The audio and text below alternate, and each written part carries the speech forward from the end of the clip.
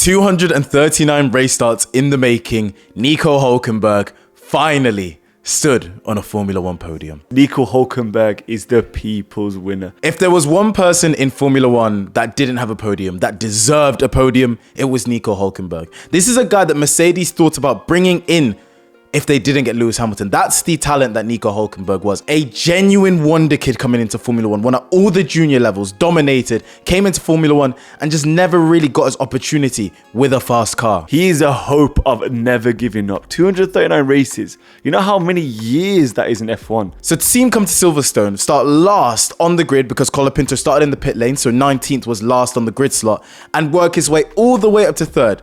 Resist the pressure from Lewis Hamilton in the Ferrari. That's twice this season now he's got the best of Lewis Hamilton on the track. It was absolutely fantastic. And that's huge points for Sauber, who continue to improve as they edge closer and closer to becoming Audi. I am so happy for him. From Suck My Balls, mate, to Magnussen being in the garage applauding him. This picture of Nico on the podium. Yes, it's the first home Grand Prix victory for Lando Norris, but he's overshadowed by Nico Hulkenberg, man. F1 needed this. We needed this.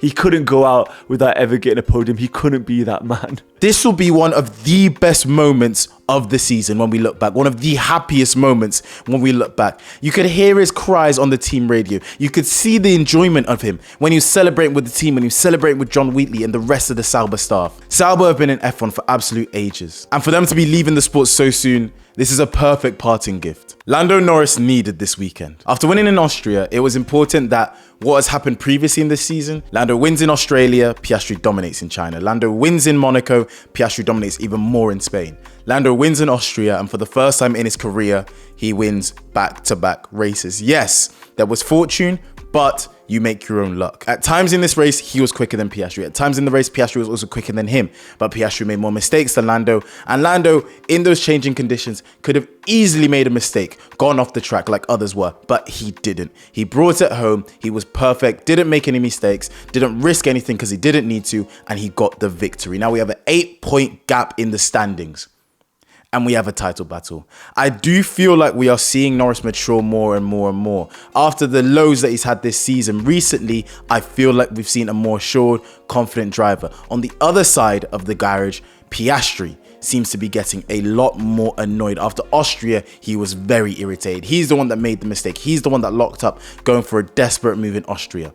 This weekend, he's the one that made the mistake, the erratic mistake under the safety car, and got the 10-second penalty. And after the race, for the first time, I've seen Oscar Piastri truly angry. Do I think that means that Lando Norris is going to go on to win the title? No, I still will put my money on Oscar Piastri at this point. But I'm happy that I'm seeing those improvements in Lando Norris. I can't help but disagree with Luther. The only person that I can see winning the championship from this point on is Nico Hulkenberg. What was really cool to see, and actually quite touching, was Lando and Lando's mom reacting together, the way his mom wanted to see his eyes, not through the helmet, just show me your eyes so I can congratulate you on your home Grand Prix. And who knows what would have happened if it wasn't for the penalty, which was very extreme, 10 seconds, even Verstappen said it. I wanted to see if they would have raced together and who would have come out on top, because Lando Norris was never that far behind Oscar Piastri. One thing I will mention though is how cheeky that was from Piastri to ask his team to swap places with Lando Norris if they agreed with Piastri that the penalty was unfair. Like, of course, bro. Let's get right on to Lando Norris. Lando Norris, do you mind if we swap the places? Don't win your home Grand Prix, mate. Park up, wait for Piastri to come, swap the places, and then let's get going. What's going to be interesting now is how Oscar Piastri reacts. He was the most angry he's ever been to today. So in the next race, will he just go absolutely ham? Speaking of ham, Lewis Hamilton unfortunately had his podium streak at Silverstone end. He tried his best, but unfortunately I think Ferrari went onto the soft tyres just one lap too early. I was actually quite worried for Hulkenberg. Yes, weirdly as a Ferrari fan, I was worried for Hulkenberg that Ferrari had actually got the timing perfect, and the fact that he was on the soft tyres one lap before Hulkenberg, he was going to overtake him through the pit stops, but he didn't. Hamilton went wide, got overtaken by Leclerc, and Hulkenberg cruised to a podium and had the distance away from Lewis Hamilton. And then he had his issues and never got on the podium. Could have been his first podium for Ferrari. It would have been absolutely great to do that at Silverstone as well. But unfortunately, he still got to wait for it. Charles Leclerc, my God. I don't think he's ever had a good Silverstone Grand Prix. He's had like good ones, but they've been painful even when they've been good. You look back at 2021 where he led for 50 of the 52 laps, then Lewis Hamilton overtook him on the 51st lap. Not salty about that at all still. Then you look back at last year where they kind of did the exact same thing that they did this year. Put him at the wrong tyre at the wrong time. Charles Leclerc and Silverstone do not mesh. And unfortunately for him this season, I'll say it bluntly, Leclerc has not been good enough in qualifying. He needs to improve his qualifying. Hamilton's out-qualified him 3 of the last 4 Grand Prix. That can't be happening with Charles Leclerc. Yes, he's been recovering in the races, but you're leaving yourself way too much to do. He can be better, and he needs to be better. In the race, yes, they got the strategy wrong. They were on the wrong tires. But once he was in that race, he was not good enough. The overtakes he did were messy. He made mistakes. He went wide. He crashed with Sainz. He looked out of control. I know he's stressed because the car isn't good and he's trying to outdrive the car. But when you try and outdrive the car, it becomes messy. And he is looking messy.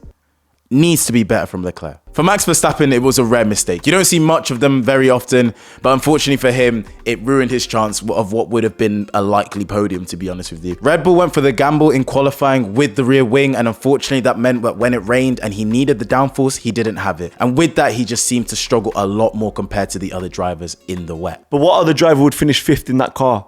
After all the spins that he had, everything that happened to him at Silverstone, he finished 5th. And yet some of you guys are coming to us laughing about what we said about Max Verstappen. I'll stand by it. We'll stand by it.